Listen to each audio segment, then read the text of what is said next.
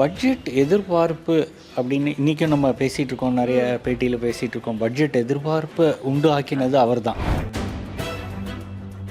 இந்த ஜூலை 1991 பண்ணும்பொழுது India was under economic crisis. 2 million forex reserves. இது 2 வாரத்துக்கு கூட இம்போர்ட் பில்லு தாக்கு பிடிக்க முடியாது. இந்த மாதிரி ஒரு சூழ்நிலையில் இவர் போய் பட்ஜெட்டை ப்ரெசென்ட் பண்ணுறாரு. ஃபஸ்ட்டு கை வைக்கிறது எதில் அப்படின்னா இண்டஸ்ட்ரியல் ரிஃபார்ம்ஸை ஃபஸ்ட்டு கை வைக்கிறார். என்ன கை வைக்கிறாரு?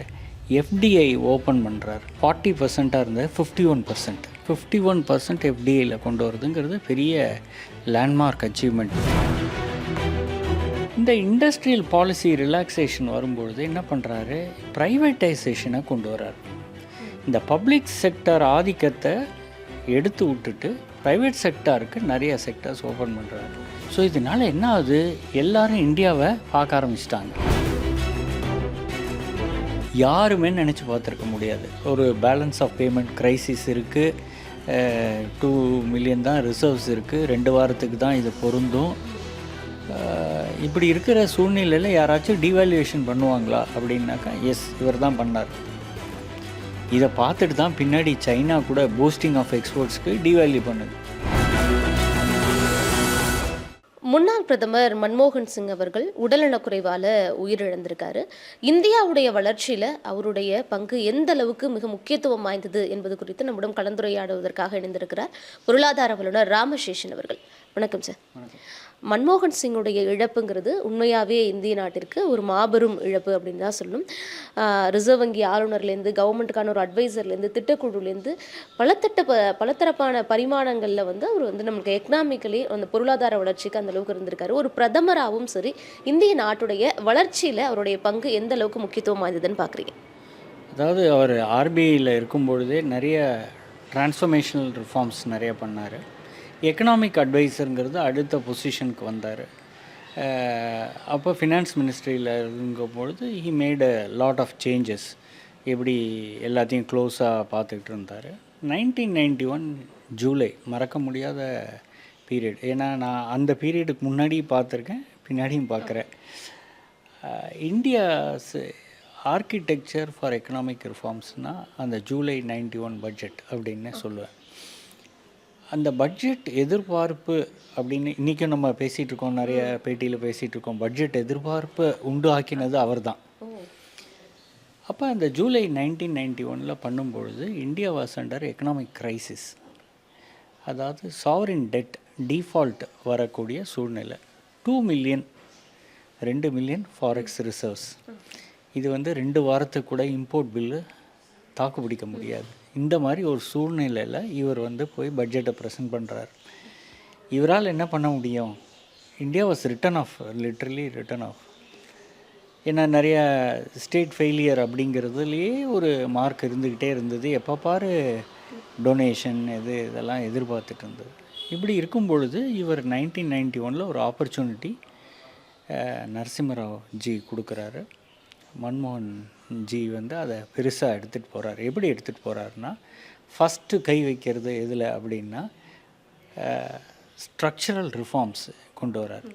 ஸ்ட்ரக்சரல் ரிஃபார்ம்ஸ்னால் இந்தியாவை பொறுத்தவரையில் எப்போ பாரு இண்டஸ்ட்ரி எடுத்துக்கிட்டிங்கன்னா பப்ளிக் செக்டார் தான் இருக்கும். எல்லாத்துலேயும் கை வச்சுக்கிட்டு இருப்பாங்க, அவங்க தான் இருப்பாங்க. So nothing was available for private. ஒரு ஆண்டர்ப்ரனர்ஷிப் அதுக்கெல்லாம் வளர்ச்சியே இல்லாத ஒரு பீரியட் அது முன்னாடி. ஸோ இவர் வந்த உடனே ஃபஸ்ட்டு கை வைக்கிறது அந்த ப்ரைவேட்டைசேஷனை கொண்டு வர்றார். ஒரு ஆண்டர்ப்ரனர்ஷிப்பை ப்ரமோட் பண்ணுறார். எப்படி பண்ணுறாருன்னு பார்ப்போம். இண்டஸ்ட்ரியல் ரிஃபார்ம்ஸை ஃபஸ்ட்டு கை வைக்கிறார். என்ன கை வைக்கிறாரு? எஃப்டிஐ ஓப்பன் பண்ணுறார். 40% இருந்தது 51%. இந்த ஃபாரினர்ஸ் எல்லாமே ஒரு 51% இருந்தால் தான் அவங்கள்ட்ட கண்ட்ரோல் இருக்கும். இந்த 51% ரிஃபார்ம்ஸாக கொண்டு வர்றார். அதாவது 51% எஃப்டிஐயில் கொண்டு வரதுங்கிறது பெரிய லேண்ட்மார்க் அச்சீவ்மெண்ட். ஏன்னா ஃபாரின் இன்வெஸ்ட்மெண்ட்டை வரவழைக்கிறதுல அவங்க 40%ல் they're not interested. Controlling stake அப்படின்னு நாங்கள் சொல்லுவோம். அந்த 51% வந்தால் கண்ட்ரோலிங் ஸ்டேக் வந்துடுது. மெஜாரிட்டி இந்த போர்டு எல்லாத்துலேயுமே ஷேர் ஹோல்டிங், எல்லாத்துலேயுமே ஓட்டிங் பவர்ஸ் எல்லாத்துலேயும் வரவும் அதுதான் ஃபஸ்ட்டு பாத் பிரேக்கிங் ரிஃபார்ம். இந்தியாவை எப்போ பார்த்தீங்கன்னா லைசன்ஸ், எதுக்கெடுத்தாலும் லைசன்ஸ். ஒரு இண்டஸ்ட்ரியல் அப்ரூவல் அப்படின்னு ஒரு இண்டஸ்ட்ரி தொடங்கணுன்னா அதுக்கு வந்து எனக்கு தெரிஞ்சு 32 அப்ரூவல் இருந்தது. ஒன்று இல்லை 2 இல்லை 32 அப்ரூவல் வாங்கணும் நீங்கள்.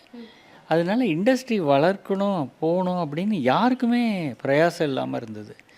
இதை ஃபஸ்ட்டு இந்த லைசன்ஸ் ராஜா அபாலிஷ் பண்ணுறாரு. எல்லாத்துக்கும் லைசன்ஸு, இதை இம்போர்ட் பண்ணால் லைசன்ஸு, இதை வாங்கினா லைசன்ஸு, இதுக்கு எல்லாத்துக்கும் லைசன்ஸ் ராஜே ரிமூவ் பண்ணுறாரு. இதனால் என்ன ஆகுது, பியூரோக்ரஸி ஷேட்டர் ஆகிடுது. இந்த ஃபாஸ்டர் எக்கனாமிக் டெவலப்மெண்ட்டுங்கிறதுக்கு ஒரு ஃபவுண்டேஷனை விதைக்கிறார். இந்த இண்டஸ்ட்ரியல் பாலிசி ரிலாக்ஸேஷன் வரும்பொழுது என்ன பண்ணுறாரு, ப்ரைவேட்டைசேஷனை கொண்டு வர்றார். இந்த பப்ளிக் செக்டார் ஆதிக்கத்தை எடுத்து விட்டுட்டு ப்ரைவேட் செக்டாருக்கு நிறைய செக்டார்ஸ் ஓப்பன் பண்ணுறாரு. பார்த்திங்கன்னா ஒரு 18 எனக்கு நினைவு தெரிஞ்சு 18 செக்டார்ஸ் ஒண்டி ரெஸ்ட்ரிக்டடாக வச்சுக்கிட்டு மற்றது எல்லாத்தையும் ரிலாக்ஸ் பண்ணி விட்றாரு.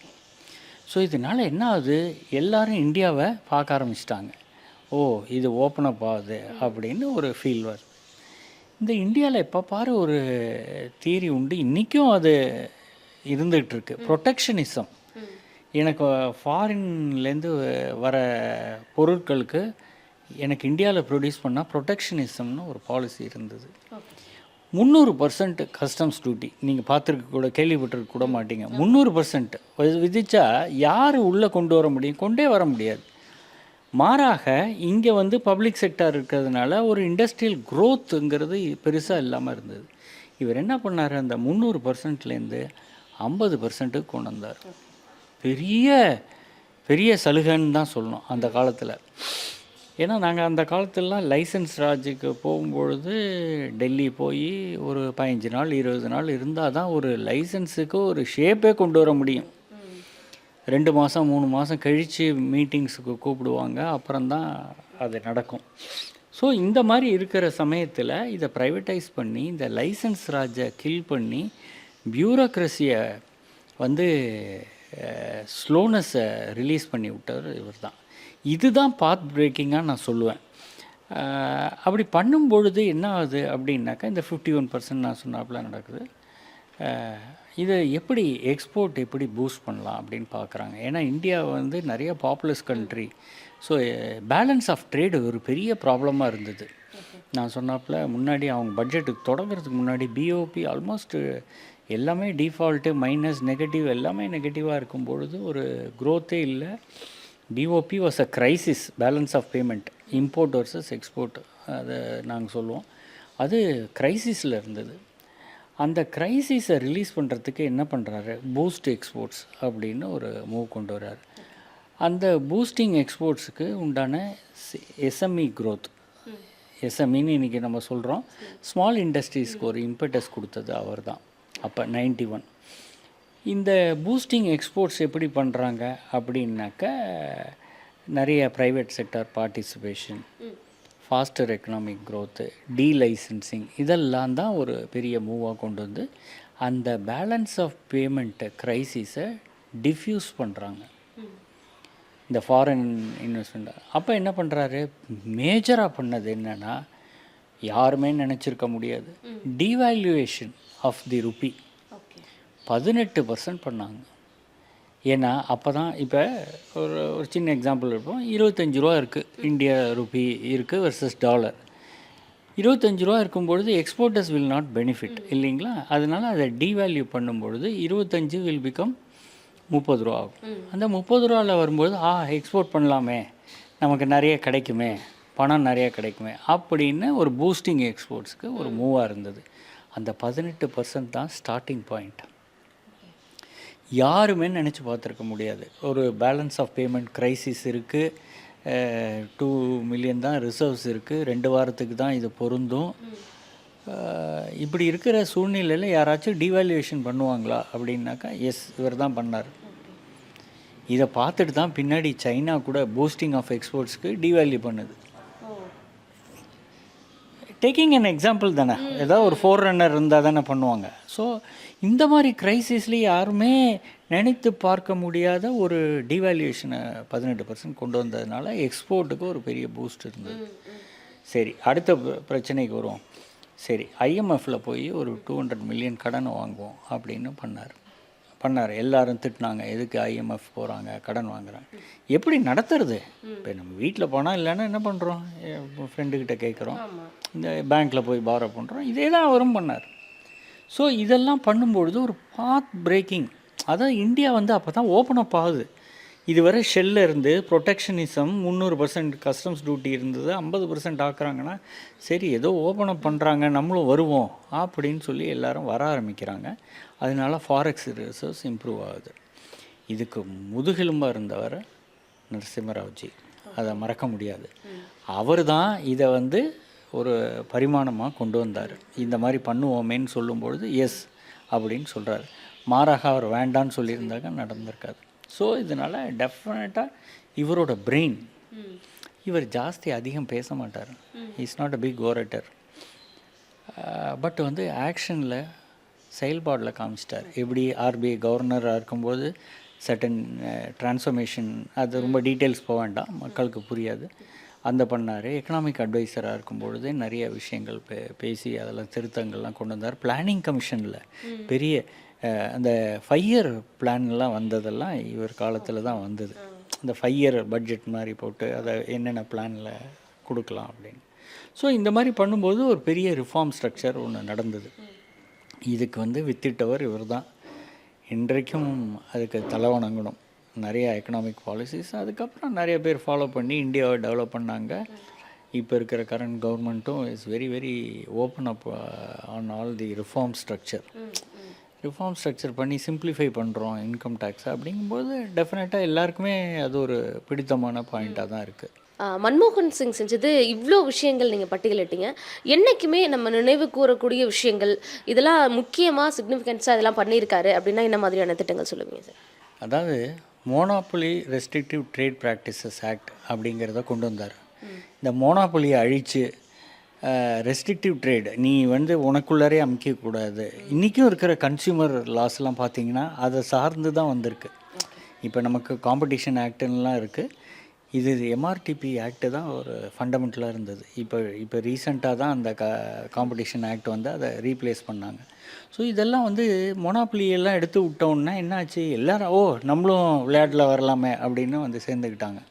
ஸோ இது வந்து க்ரோத் ஸ்டோரிக்கு வித்திட்டது. அதாவது ஸ்கிரிப்டிங் எக்கனாமிக் க்ரோத்துங்கிறதுக்கு இவர் வித்திட்டவர். இந்த எம்ஆர்டிபி ஆக்டும் இது ஒரு இது. ரெண்டாவது பார்த்தீங்கன்னாக்க நம்ம அதுக்கப்புறம் பாவர்ட்டி அபாலிஷனுக்கு எம்என்ஆர்இஜிஏ கொண்டு வந்தது இவர் தான். இந்த 100 நாள் வேலை வாய்ப்பு திட்டம் இவர் தான் கொண்டு வந்தார். அதுவும் இப்போ ப்ரைம் மினிஸ்டராக இருந்து பண்ணுறது அப்படிங்கிற நீங்கள் சொல்லலாம். பட் ஆனால் இது வந்து இன்வர்ட்லி பார்த்தீங்கன்னா இது ஒரு எக்கனாமிக் ரிஃபார்ம்ஸ். அந்த எக்கனாமிஸ்ட்டு தான் இதெல்லாம் பண்ண வைக்கிறது. இந்த பாவர்ட்டிலேருந்து மக்களை அலிவியேட் பண்ணுவோம், ரூரலில் பண்ணுவோம் அப்படிங்கிறது. இது வந்து அந்த எக்கனாமிக் தாட் ப்ராசஸ் இல்லை ஃபினான்ஸினோட தாட் ப்ராசஸ் அதை சார்ந்து வந்தது தான் இந்த பிஎம்லேருந்து வந்து அவர் பண்ணது. அதே மாதிரி இவர் இன்னொன்று என்ன பண்ணாருனாக்க கார்ப்பரேட் இன்கம் டேக்ஸ் வந்து ரொம்ப ஹையாக இருந்தது, அதை 46 விழுக்காடுக்கு கொண்டு வந்தார். அப்புறம் இண்டிவிஜுவல் வந்து 55% இருக்கார், 40% ஆக்குனார்.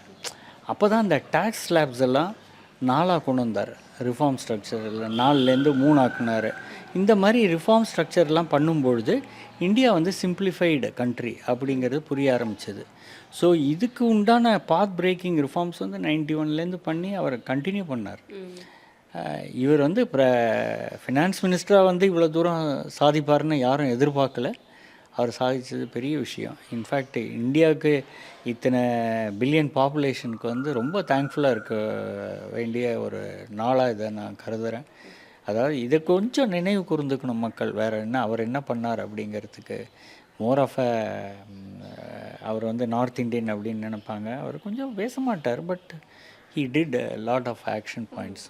ஸோ அதெல்லாம் நினைவு கூறணும். டெஃபினட்டாக அவர் தான் father of economic reforms, transcription of economic ரிஃபார்ம்ஸ்னு சொல்லுவேன். அதுக்கப்புறம் radical changes have come in. இப்போ கரண்ட் லாஸ்ட் 10 இயர்ஸாக lot of things have emerged.